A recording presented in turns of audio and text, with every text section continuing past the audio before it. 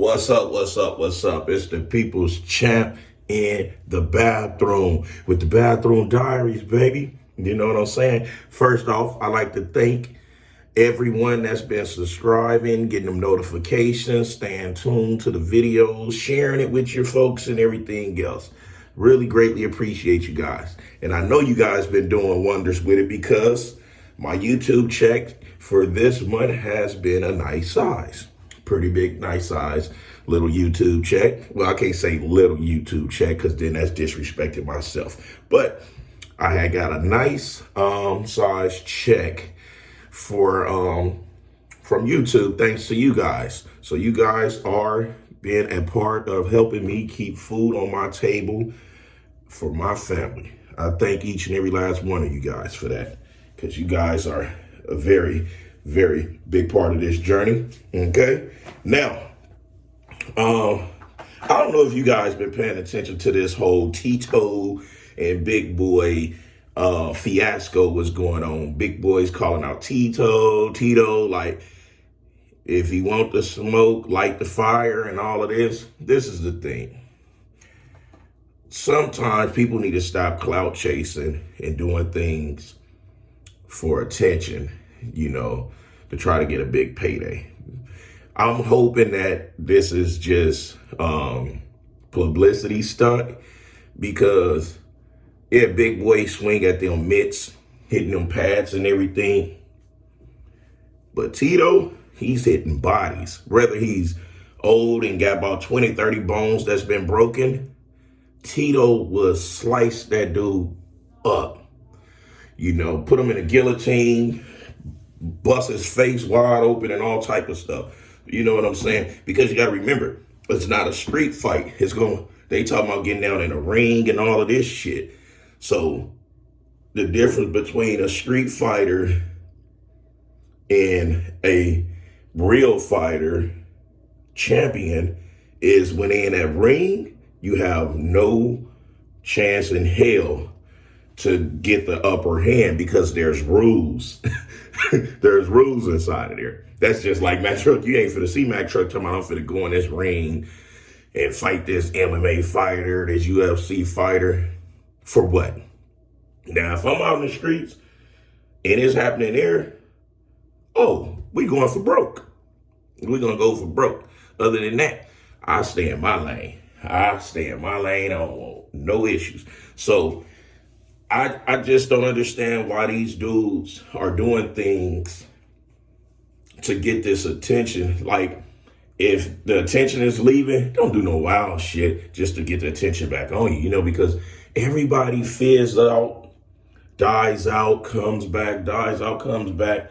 It's all about who all you were respected on your way up. Because if you stepped on a lot of people's, disrespected a lot of folks going up, when you come down, you're going to have to see those people. And you might not be welcome. You know what I'm saying? So that's just me. I seen it. I thought it was the most craziest shit to be trying to do. That's like me calling out Rampage. Yeah, I'm bigger than him. Man, I don't care how old or how long Rampage ain't been fighting. If I don't get that easy, lucky hit in, guess what? Mac Truck gonna be in here. Hello, Slim. Let me get a bucket of sunflower seeds and some Twizzlers and put it in my mama name. You know what I'm saying? He knock some nonsense into my head. So guys, y'all out there, don't be out there trying to chase the motherfucking hype. Let the light shine in you and not on you. Okay, what I'm saying? I know that y'all don't know what that means. What I mean by let the light shine in you and not on you, meaning just be yourself. And when you being yourself, peoples will recognize you. Don't go, because we seeing people's careers from Colin Moger, whatever the fuck his name is. Crackhead now had the whole world in his hand. He was the first Chris Bumstead. He had the world. He had fitness on lock. Fucking all he wanted all this time was fucking crack. Crystal meth. So we watching people's like that self-destruct themselves. You got Cali self-destructing himself. He think he's not. But hey, anytime a motherfucker keep glorifying prison, something is wrong with that. You know what I'm saying? I think the gods don't glorify the goddamn gang banging lifestyle. You know, I respect it. I acknowledge it. I keep it moving. I glorify being a great man. You know what I'm saying? So, anywho, let's move along. And while I'm talking to you guys, I'm about to go ahead and get my IGF-1 ready.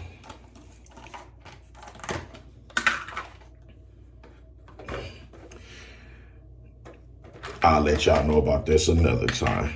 This is out y'all league. Too expensive.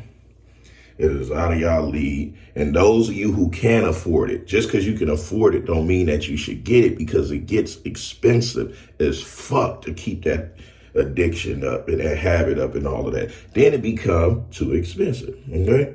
Just because you can buy it don't mean you can afford it. Okay? So I'm not disrespecting nobody's pockets, okay? So, look, this is what I want to share with you guys about someone such as myself that's a veteran in taking enhancements.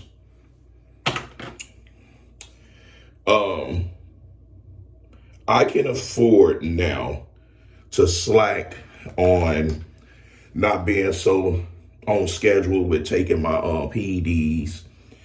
On being on, like, I don't have to be so structured on, like, damn, I missed the meal. I missed the workout. Damn, I supposed to took my shot. Damn, I didn't take my pills. Since I'm a veteran, been doing it for so long, for quite some time now, my body has built up this foundation to where that if I slack, it won't ever affect me to where it sets me back, because I put in so much time, so many years, so many hours, so many minutes, so many seconds of being programmed and structured and moving like a robot, to where that I can afford to go to Vegas for the Olympia and only take SARMs, you know, because SARMs, it's a really mild situation. It keeps me balanced enough so I can afford to take my alpha liquids for 4 days on the road with me or in the air with me, however, and not fall off. You see what I'm saying? Now, those of you that's new to this, and you can say you've been doing it 2-3 years, you're still new to this. 3-4 years, you're still new to this. You're getting there, but you're still new to this. You got to make sure that everything you're doing is to the T. If you're going to do a 16, 20-week cycle, you can't be missing and skipping week 4 and 5 and thinking that you done completed a whole cycle. You cannot be, if your nutrition regimen consists of 4 to 6 meals, you can't eat 3 and think that you're still on track. Everything got to be to a T. Everything got to be to a science. It got to be like a robot. You got to make sure that when you first pen, you write it down if you don't have a good memory. You try to get it around the same time frame that you took your shot. You see, you want to jot down how much water you intake from that very first shot, how much food you intake from that very first shot, how you felt from that very first shot. And then you want to just keep on subconsciously training your thoughts and training yourself to know this is how it go. This is how it go. I got to eat 5 meals. I felt fuller when I ate more rice. So I felt bloated when I ate pasta. So I take the pasta out. I bring the rice in. I bring the yams in. So you gotta pay really close attention to that, you know, because you have those out here that's starting off with testosterone, DECA, or testosterone, masterone, anavar, and they don't complete a full cycle because they ran out of anavar. They penny pinching. Say they doing let's say the average 50 milligrams of Anavar a day, and they get to the end of the bottle, they dropped and stretched out 10 milligrams each day. You're fucking up. You gotta make sure that how you start is how you finish with the shit. And then when you get off of it, you take your break, you clean your body, and then if you want to jump on alpha liquids, you can. But guess what? You got to do the same thing over and over and over and over and over again with structure. You cannot afford to do it wrong, because when you do it wrong, that's when mistakes happen. That's when you get the negative reactions. Remember, microdosing is, well, less is way better than more. You see, don't get in this game and think that, damn, I put 15 pounds on within 3 weeks with doing 500 milligrams of testosterone, 300 milligrams of DECA a week. What if I jump it up to 1,000 of testosterone and 600 of DECA? Your body might don't like that. As a matter of fact, your body ain't even ready for that because you are a beginner. You're new. Your body is not ready for that. Do not fry your body like Nick Tredilli did, because he was, 15, 16, getting started on fucking testosterone, a fucking baby, a child, a young fucking child taking steroids. He probably can't even have kids. You know how many youth are out there doing that blindly? So we got to be more mindful about this. Me, I started when I was 33. I took my body all the way to the plateau, peaked out probably at the age of 27. But guess what? I still wasn't ready to cross over to the dark side, And I was listening to these guys telling me that the protein, doing it, the pre-workouts, the post-workouts, the creatines, it was none of that. Shit, I was spending hundreds and hundreds of dollars on that stuff. Could have probably became a fucking diabetic from all that shit. Thank the gods I didn't. However, you guys got to remember, when you get into this, it is a lifestyle. It is your life, that you can ruin or you can enjoy it. You see, me, I'm getting up in age. Been having these wrinkles in my forehead since I was like, I don't know, 13, 14, because I didn't want to wear glasses. I frown all the time trying to see what's going on. That's the only wrinkles I got. No crow's feet, no none of that. Show no signs of my age. I treat my body really well. Even when I drink alcohol, guess what? I drink some of the best alcohol. I drink bottom shelf too now. Don't let Mac Truck fool you. Mac Truck will drink just about any type of liquor out there. Plastic bottles of vodka. Nah. Yeah. However, I treat my body really good. I listen to my body. I know what my body wants. I know what it likes, and I feed it.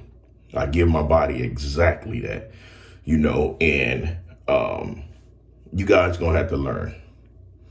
So to the old heads out there that's been doing it for a while, and you think that you fell off because you had missed 2 weeks of it, you ain't fall off. You can afford to do those mistakes. You can afford to take those little breaks, because sometime when you take those type of setbacks, you think you missed the gym, the body really needed to rest. When you think that you and fell off taking your PEDs, the body needed to rest at that time, at that moment. So you ain't fall off. So, I got my kits.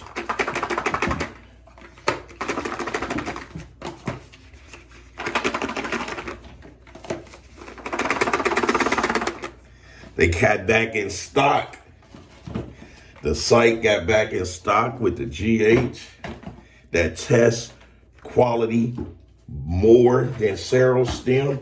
I had to load up, baby. I had to stock up. I had to, because I might go through a hardship where I can't even afford to get me a kit that following month. But guess what? I got my kits now. The trick is to stock up on the stuff that your body loves so you can complete a full cycle. What's consistent full cycle? 3 to 4 bottles of each compound. If it's tabs, 2 to 3 bottles. Oils, let's say testosterone, full cycle testosterone, you have those do 2 shots a week. Me, I do every other day, 4 bottles. The average person, 3 bottles. So you go 3 bottles of test, 3 bottles of EQ, 3 bottles of NPP, 2 bottles of Anavar, a bottle of Arimidex. If you're doing growth hormone, you want to at least, for the complete a whole cycle, you want to at least get 2 kits. You want to get 2 kits of GH and do like 2 IUs per day. With this, all you need is 2 IUs per day. You don't need much with this one. Anywho, it's the People's Champ. Give it to you gun barrel straight. Raw and uncut, no filter, no blowing no smoke up your ass, no scorching up your booty holes, no lying to you guys like I'm the Liver King and Michael O'Hearn. I am Mac Truck, the balding king. Our God. Anywho, I'll holler at y'all later, all right? Until next time, suck it easy.